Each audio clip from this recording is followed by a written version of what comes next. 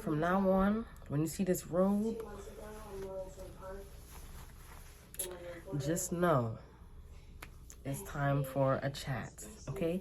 So I think that since I like to talk, I wanted to start this segment, series, or whatever called Girly Gabs with Key.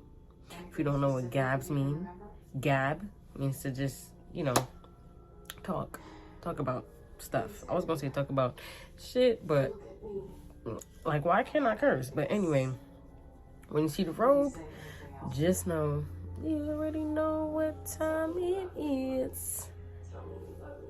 Girly Gabs with Key.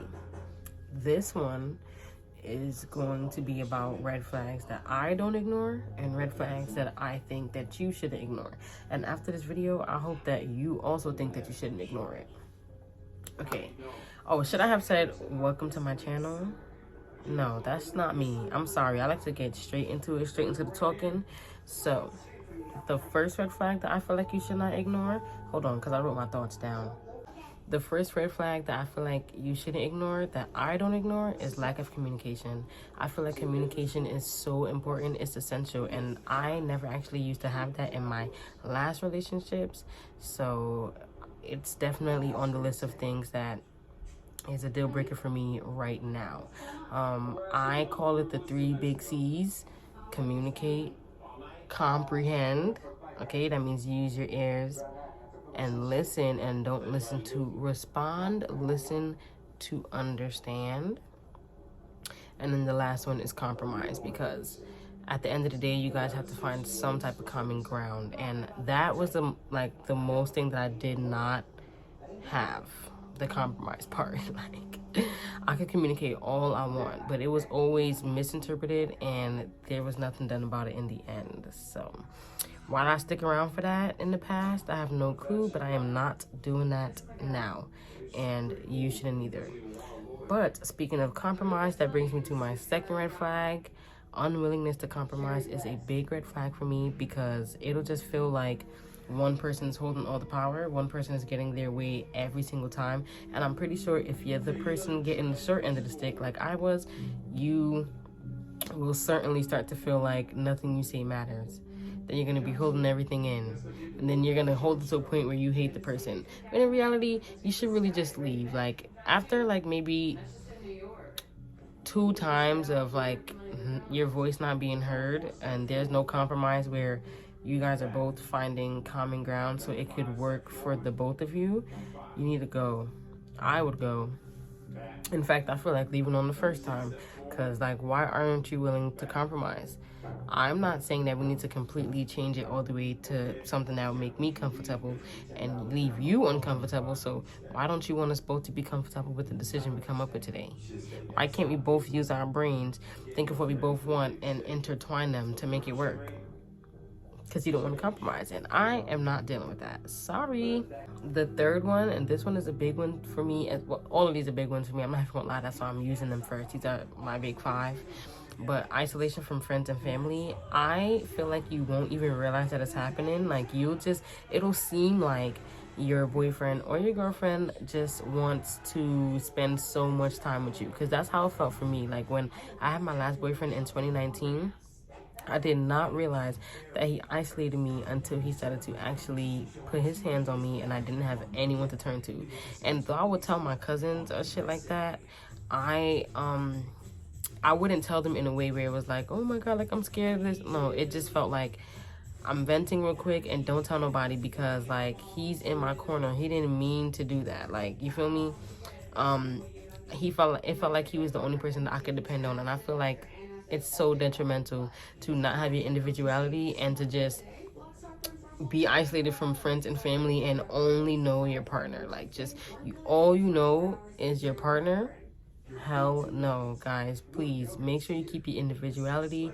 I had to learn the hard way, and I don't want y'all to learn the hard way. But if you're already in the situation, then you need to run, okay? You need to look around and see, are you still hanging out with friends? Are you still texting friends? Are you still hanging out with your family? Like, who are you around all the time? Is it just that man? Don't do that. I'm telling y'all. It doesn't seem like a big deal, but I swear to God, it's a big deal, okay? They will isolate you, and you won't even know what's happening until it's like a little too late. So, yeah. Okay, my fourth one is unresolved trust issues. I've always had a problem with this, but I just never really knew how to pinpoint when someone has unresolved trust issues. I am not a person that has trust issues, so I just can't really deal with someone that do have trust issues, because to me it's like nothing from, like, you are not the person from my past. I'm just expecting you to be who you are, and once I see that, I decide on if I want to fuck with you or not. But that trust issue shit, you could just leave me out of it. I feel like that's a burden. It's annoying. It's draining. I just feel like it brings unnecessary strain into a relationship. Everything you do will be questioned. Everything you say will be questioned.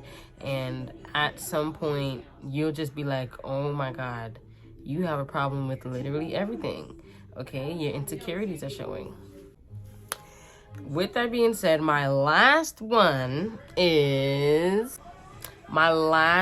flag is feeling constantly drained in your relationship.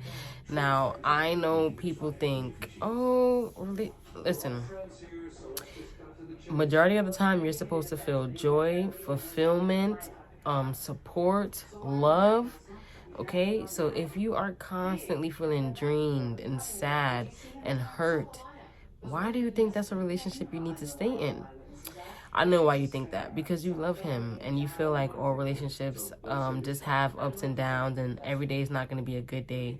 And that is very true. All relationships do have ups and downs, and every day will not be a good day.